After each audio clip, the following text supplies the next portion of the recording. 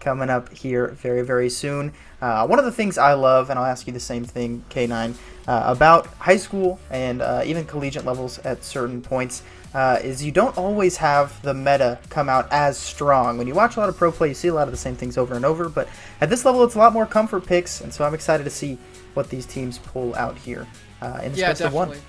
Yeah, definitely. At a little bit lower levels, you definitely see much more comfort picks come out rather than meta. I always say comfort is king in these kind of elo brackets, because if you're just comfortable on a character, it doesn't matter if they're good or not in the meta. It doesn't matter if you're against a counter pick. Sometimes you can just make it work. And right now we're seeing the bans come out again. Not the most meta bans, as we see the Cassidon Echo and Cyan banned on the blue side, while Ashclad and Aurelian Soul banned for Herbert's Herbert's mainly covering those comfort picks. I know their mid laner is definitely an Aurelian Soul player, and their top laner enjoys that Kled, so taking away those comfort picks very early on. Yeah, absolutely. Keep in mind this was drafted in a third-party clan, so what you're seeing right now is just it drafted in the correct order, not the order that it was picked initially. But we already hit on those bans. You can see the top side already rounding out now. For the Monarchs, we've got Malphite, Xin Zhao, and Ahri picked up for them. The top side for Herbert Hoover is going to be the Ornn, Gragas, and the Fizz. Fizz is one of those that is another pick you don't see super often, but when you get to those comfort picks, it is pretty exciting to see. Now our second rotation of bans coming out. You see both these teams in that third-party client draft picked up their bot lanes, which you've yet to see, and their top laners here in that first rotation. That's why you're seeing some jungle bans come out. Kindred, Kayn, Sylas, and the Zac taken off the board. But now, as the bot lanes get picked up, it'll be the Varus for Herbert Hoover. And the opposite side for the Monarchs, they will round out their 5 with the Zeri and the Lulu. Yeah, Zeri and Lulu definitely been meta for quite some time right now. I'm pretty sure everyone's very sick of seeing the Zeri Lulu and the Varus Yuumi. Really, I mean, they're boring, I'm gonna say. They're boring. Everyone's seen them a million times by now. Bring some fun stuff into the bot lane. I want to see these engage hook champions. Show me something crazy. Pull out a Blitzcrank or something.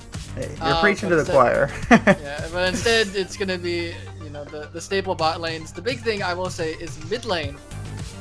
Two roughly, very mobile characters. Ahri, when she hits 6, can be very mobile, especially if she's able to get some resets. And Fizz, everyone knows the troll pole, and his dash can be very problematic. But they both want to look to roam. They both want to go bot lane and start to look to dive and kill some of these bot lane characters, especially because how squishy they are. Jungle, 2 bruisers. You have Xin Zhao, very bruisery early game character. Same with Gragas. Can go the AP one-shot build, La Bomba, if you would, but I mean, probably going to be going for the more bruisery style, maybe an AP item or 2, and then into tank, and then it's just a wet noodle fight in the top lane. Yeah, absolutely. I mean, both these top laners just going to sit back farm, most likely. I feel like every time I say that and it's a tank matchup in the top lane, there is always a lot of action up there, but we'll have to wait and see. But both these guys really looking for that engage for their team. Both Ornn and the Malphite are going to be the trigger that's going to be pulled to start off these engages. Both teams have some other options as well. You can lead with an Ahri Charm, things like that, maybe even Xin Zhao going in. And if you're Herbert Hoover, you also have the Fizz, you have Gragas who can go in as well, but both of them really just want to support their carries when it comes to the Varus and the Zeri. They've got the Enchanters to sit back with them as well, and some good front line to peel. So I wouldn't be surprised to see a fairly traditional front to back for both of these teams. Fizz is going to want to try and dive on into the back line as well, and going very, very aggressive with that Ignite instead of the Teleport. You can see the Ahri opting for the Teleport herself to be a little more mobile around the map. But now we've seen the drafts on both of these sides. We know these teams are around the same in terms of standing. What are you anticipating for our best of one here now that we've seen all 10 characters locked in? Ooh, looking at it, I gotta say, I think Herbert Hoover's has a slight edge, but I mean, if Zeri is able to, pop off in a fight, and then Malphite's able to get a really good engage, and they're able to peel for the Zeri, I think, in fact, Monarchs has a chance as well, but I think both of these comps are very similar in power, very similar in scaling, have different outs and ins for different ways they want to play team fights, so it's really going to come down to who can play these fights better. Yeah, absolutely. And keep in mind, we are on 13-12, so these bot lanes have been nerfed a little bit already. So Zeri no longer has the Sheen interaction, had some things twisted up. So probably, I imagine, going to be more towards that crit build. But could still potentially opt for the Trinity Force. Lulu got a big nerf as well. Yumi got nerfed once again. Varus has been pretty strong and seen some prevalence, just not in the bot lane. We've seen some Varus mid and Varus top get more prevalent in solo queue, but very traditional from what we've seen over across all levels of play. Really, Zeri Lulu has been incredibly popular, like we talked about. I'm really interested to see how this mid lane turns out. I mean, you already talked about the mobility of both these characters. Ahri a little bit more pick reliant, wants to land the charm, things like that. But I'm sure if you've played enough League of Legends, you've probably played against a Fizz who has snowballed his lane really, really hard, and it makes the game feel almost unplayable. So if Chill Chipmunk is able to get the ball rolling, get a couple solo kills, or even roam down bot and get something done, it could make the game pretty tough for the side of the Monarchs. Yeah, definitely. The mid lane is the lane to watch for this game. It's going to come down to who's able to kill who. If Chipmunk's able to get that early kill with the ignite pressure, it really could spell disaster for Jacked Monarchs. But if Ahri's able to survive the lane, able to dodge out of those sharks, able to dodge out of the fish, and hit some of those nice charms as the game progresses and find those picks, it really could be a win for Jacked Monarchs. But again, we'll have to see how the lane plays out. Chipmunk's gonna have a little bit rough early couple of levels, 1 through 5, until able to get that shark and able to get those kills. But depending on how Wukao and Lumbag O wants to play, it could swing the other way. Very, very dangerous mid lane for both sides. Yeah, absolutely. And even looking more into these teams, one of the things I'm going to make sure to pay attention about is Alakaze on that Zeri. They really don't have any hard CC to worry about. You've got some knockups to dodge out on from the Ornn, but nothing like a Nautilus or a Leona with something point and click that makes it really, really easy to lock down this AD carry. If they can just free fire, sit behind that Xin Zhao, sit behind the Malphite, and really without any concern, your only real concern is getting jumped on by the Fizz if it even gets to that point. But if you dodge out on the ult, it makes it a heck of a lot easier. But a lot of that is based on your own positioning. Even if there isn't any easy CC to lock down, there is still some that could be impactful as these games go on. But we're just waiting to hit on to Summoner's Rift now. Should be getting there very, very soon. We've already talked about plenty of how we think this game's going to go. I'm just excited to get back to casting League. This has been my first cast in a while. First cast since the new items came out. I'm looking forward to it. Yeah, as well. It's the first cast since all the new changes have come out. So it'll be fun to see how each of these teams have adapted to the meta swings. As looking like a stack over here. Bot side, but no counter invade coming out.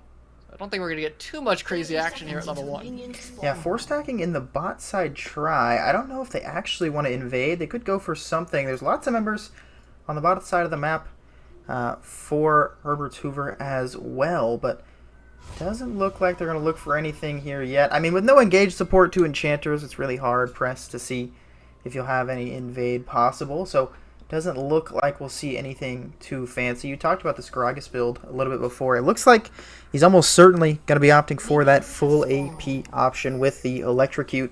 And Gragas can output a ton of damage. They do have a lot of magic damage coming out from their team. However, the Gragas doing AP in the jungle. Fizz, of course, doing a lot of AP damage as well. And even Varus doing quite a bit. So it doesn't feel good if you're Malphite who really loves to stack armor, but still some potential itemization choices can be made by the Monarchs.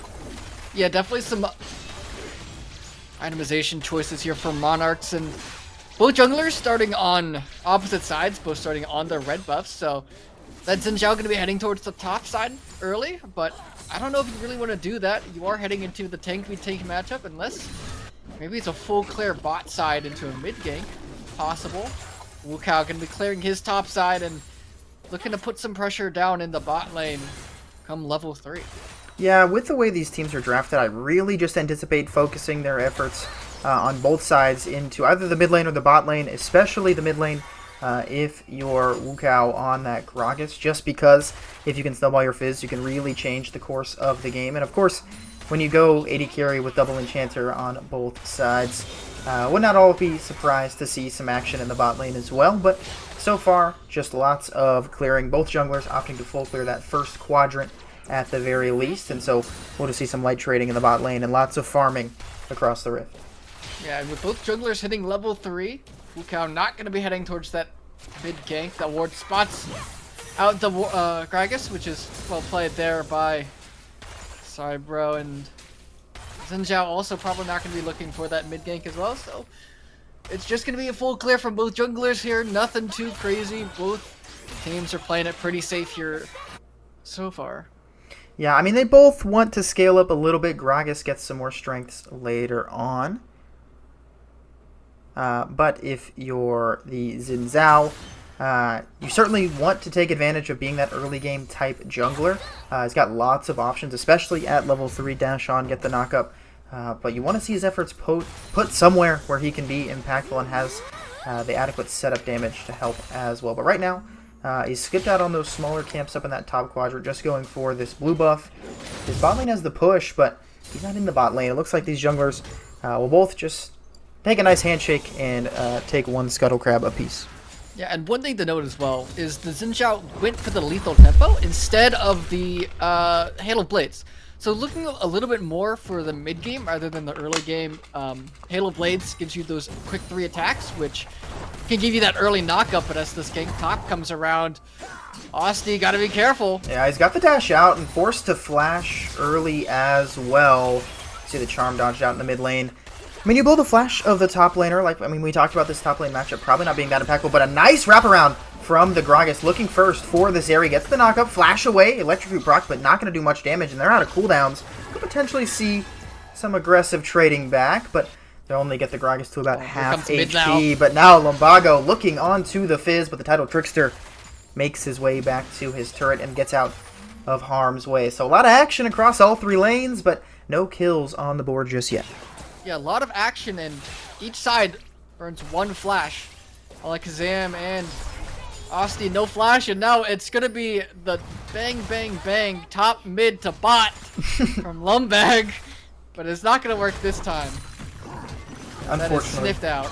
Yeah, cannot find the angle, and still all summoner spells available for Herbert's Hoovers bot lane. And the Inspector taken pretty low and has no mana. Ignite's going to go down. Ghost dropped by both AD carries now. The exhaust going down as well. That's first blood for the Varus. Looking for the second. One more auto gets the job done. This game's not nice. Picks up 2 early kills. The Yuumi very low HP, but it does not matter. This Varus is feeling nice. Yeah, Yuumi gets down really low. Inspector dropped the Ignite, but not able to pick up that last little tick there on the low James, which means it's a double kill over 2v2 and no kill in response. Nothing to fall back on for the side of jacked Monarchs. Yeah, unfortunate. The Gragas gank doing a lot more work there than most would think. You know, he didn't result in anything at the time, but when you blow both the flashes of the flash of the AD carry in that interaction, makes it a lot easier for that 2v2 kill, even in a lane where there's not a ton of setup to be had. But once Inspector 76 was out of mana, they knew no polymorph was available. They can get on in with ease. But those are only 2 kills so far, but you can see a pretty big lead here in terms of gold. But now Lumbago looking into the top lane. The Malphite all instantly dropped, and only level 5 for the Ornn. Remember, he already flashed earlier, just need a little bit more damage, and it'll go over as Gumbo Reaper picks up his first of the game. Yeah, able to finally find one. Has that level advantage. Gumbo Reaper just sends the unstoppable force immediately. Able to pick up a pretty free kill, with Ornn not having any way to get out of the Xin Zhao Malphite combo. Means 1 kill is responded right on back, finally, to Monarchs. And Lumbridge gonna head on down to the bot side, as first dragon is gonna be that Chemtech Drake, but no one's really putting any pressure onto it just yet. Yeah, still some time to see if they want to take advantage of it. It looks like the Monarchs have got push, well, sort of, in both of these lanes. You can see Herbert's Hoovers bot lane holding a freeze there in the bot lane. Might need Xin Zhao to come down and try and pressure to break it off. It looks like it'll slow push their way now, and both junglers running into each other. Only level 5 for the both of them, but could go for an interaction here. EQ does a decent chunk of damage. Now Lumbago trading very aggressively. Inspector with the polymorph. Flash still available for the Gragas. He's holding it for now inside, digging back in. And Alakazam will pick up that one, but the Chum of the Waters picks up one in response. Chill Chipmunk grabs the kill on the enemy junglers, and now both junglers have fallen. So even though they were fighting around that Drake, neither side will look to take it here, as both their smite securers have been taken off of Summoner's Rift. Yeah, 1 for 1 each side. Both junglers do fall. Chipmunk, though, critical kill. Able to start that snowball rolling. Nice Chum the Waters Ignite, able to just one-shot Lumbag there. Absolutely destroys the Xin Zhao. But other than that, nothing else really comes up. Bear still has a decent lead in the bot lane, has the coal. Both AD carriers have that coal stacking slowly towards that easy extra 300 gold. You can see, I mean, this game is only 3-2, but the gold lead's starting to get decently sized, almost 2,000 now, and it's almost entirely because of the CS difference on the top side of the map. Almost 20 up in both solo lanes and or right about 20 up as well in the jungle. So the better CS numbers providing with some extra gold here for Herbert's Hoover early on, which will feel nice in these trades, especially with that kill going over to Chill Chipmunk as well. Level 6 for both. Looking for it. Tries to find one, not going to use the Change of Corruption. Yep, there goes the Polymorph, the Yumi ult going down as well. Exhaust goes down on Alakazam, trying to find the kill. There goes the Change of Corruption, looking for the Varus. It will get one back as both AD carries go down. Cat's got nowhere to go. Going over to the Inspector, and Low James will fall as well. But now back to the top side. He uses the Unstoppable Force to cancel out on that second knockup and forced to flash away. Gumbo Reaper coldly out of mana, but now there's lots of members here in the top side. Jacked Monarchs will respond with the Drake, but they almost will certainly lose their Malphite in the process. Chum the Waters available, as is the Explosive Cast. Just waiting on the wave to get in. Gumbo Reaper looking to survive, but he just cannot. Well executed dive there from the side of Herbert Hoover as they hand that one over to the Gragas. Yeah, if Pokemon's taught me anything, Rock is, I believe, weak to water. And that Malphite had nowhere to go, and with 2 water types up there, it's pretty easy. Kill. Chipmunk didn't even need to burn that. Chum the Water burns it now, but it just misses. It's gonna be a zoning fish this time. Yeah, dodges out on the charm as well. Unfortunately for the bot lane of the Jacked Monarchs, the Xeri falling once again to the Varus. No, Lumbago looking for something on the Wukong, but he's got the dash away, and the slow from that barrel means that he'll walk out just fine. It's some sort of lethality variant here for Lumbago, probably opting. Well, they all have the same build, so we'll have to wait and see which one of the 3 he decides to go for here now. But the CS advantage only slightly here for the side of Alakazam on this Xeri, but still down a decent chunk of gold. You can already see that Ginsu's Rage Blade picked up and finished here for This Game's Not Nice on the Varus. Yeah, already. First mythic item for This Game's Not Nice. That's pretty early picked up, only about 10 minutes. And it's thanks to those 3 kills. Pocket of the AD carry. Won't complain about finishing your mythic that early, and gonna have another influx of gold here once he finishes that coal as well. Just some trading in the top lane, not resulting in much for either side really, but they'll certainly smack each other to about half HP. But we'll see, they might keep going. Gumbo Reaper is going really low on mana, and you can say the same about his health bar as well. Levels up to help out a little bit. Both of the top laners in this matchup waiting to finish out their items, but you can see the CS advantage only growing in the top lane, up almost 40 now. Yeah, and mid lane still 20 CS lead. You would hope the Ahri would be able to get an early CS lead, considering it's a range versus melee matchup, but is actually able to keep the lead and starting to look bot side, but it's going to be a 4v4 down here. Things are going to get pretty hectic pretty quick. Junglers have made it. The Xeri going in. The Wild Growth going to try to keep him alive as well. You can see the Lumbago going in very deep, but he will fall. Wukong will claim that one. Chipmunk's flashing forward, looking for the kill onto the Lulu. Gets 1, gets 2. And now it's only Alakazam who's will pick up 1 in response, but almost certainly will fall as well. It's a double kill for the Varus. And check your mini-map. It's an ace as it's a solo kill in the top lane. All 5 members fall for the Jacked Monarchs. This game was close for a bit with a small lead for Herbert's Hoover, but they have just blown this one out of the water, ballooning their gold lead. Absolutely massive fight. Only losing Wukong in that one exchange down in the bot lane, and Chipmunk able to get a lot of kills there, and most importantly, This Game Not Nice. 5-1 on this Varus. Absolutely insanely strong right now. Able to pick up so many plates in every lane as well. These characters are looking really big right now. So much money in the pockets of everyone. That's going to be the second mythic completed here for the side. Yeah, I mean, everybody's finishing items now. We got the Iceborne picked up for Gumbo Reaper. That's the only Look thing. at that gold lead. 2,000 in the bot lane, 2,000 in the mid lane, 1,000 in the top lane as well. Like, just absolutely massive gold leads in every single lane. They're almost, you know, a full item ahead of each other. Yeah, very, very strong. Really, across the entire map. You see the Echoes of Heal they already picked up for this Yuumi as well. Jack Monarch's going to try to play for this Rift Herald, and they might be able to, but it looks like they're going to start getting collapsed on here now. No Call of the Forge God available for this Ornn, but he is up 2 levels on his lane opponent, and the Monarchs know they cannot contest. Kill Chipmunk, he's got an angle here, immediately takes the Ahri to just above half HP and forces out the Spirit Rush as well. Does not use the Chill in the Waters just yet. Both sides appearing to walk away. Osti might be waiting on that Call of the Forge God cooldown, but not going to use it just yet. You can see the Lulu, however, has moved up, so might try and make a play here with this numbers advantage. But even a 4v3 seems kind of tough. They're back on the Herald, however, and Gragas channeling Recall, but not going to use it yet. Osti's got Call of the Forge God available, and they're all stacked on top of each other. They're not going to use it just yet. Gumbo Reaper attempting to zone away the Ornn. Here comes the Call of the Forge God. Only lands onto 1. Polymorph going down with a big knock-up onto 3.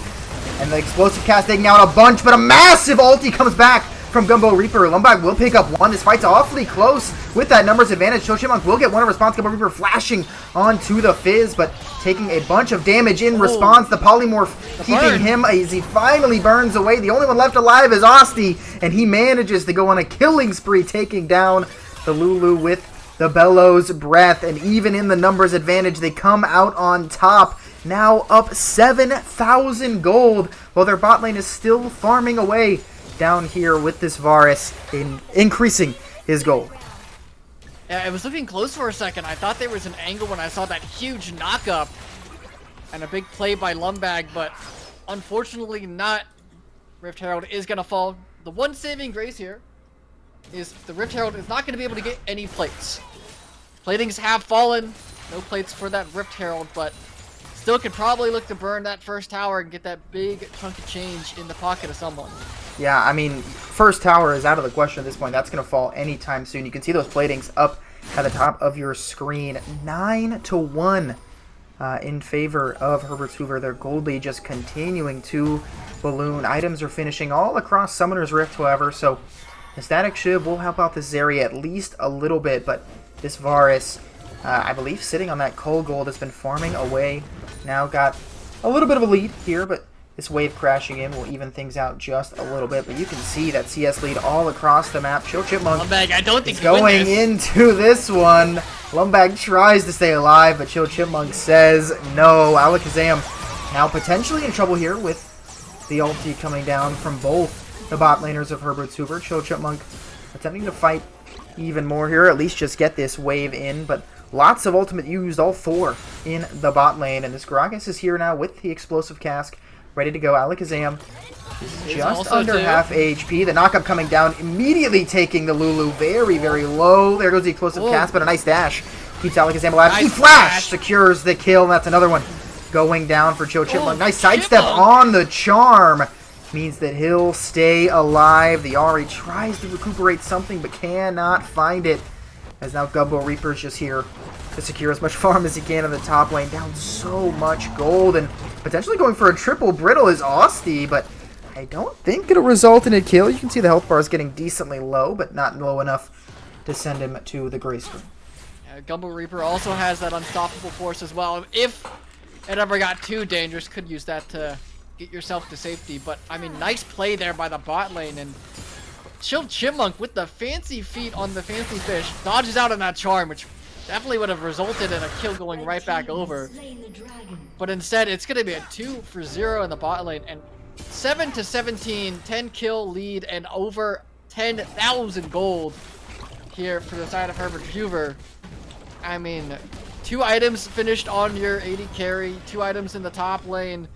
Chill Chipmunk, there it is. There's going to be the Shadow Flame finished as well. So big gold leads and big item leads over a full item completed in every single lane except for jungle and support, over a full item lead in almost every lane. Yeah, it is tough to say the least for the Monarchs. I mean, this Ornn is going to be so incredibly tanky. You can see him about to get those ornaments as well, waiting on that level 13. Should get it awfully soon, and drops the Rift Herald as well. Chill Chipmunk could potentially look for an angle as he uses the Krugs to dodge out on that one. The benefits of the Zeri is you'll be able to shred these waves pretty quickly, but this mid-tier one is gone, and this Lulu might be gone as well. Nice explosive cast sends him right into the waiting arms of this game's not nice. He takes him out, as it'll just be one pick, and the mid-tier 1 as well as a hit on that mid-tier 2.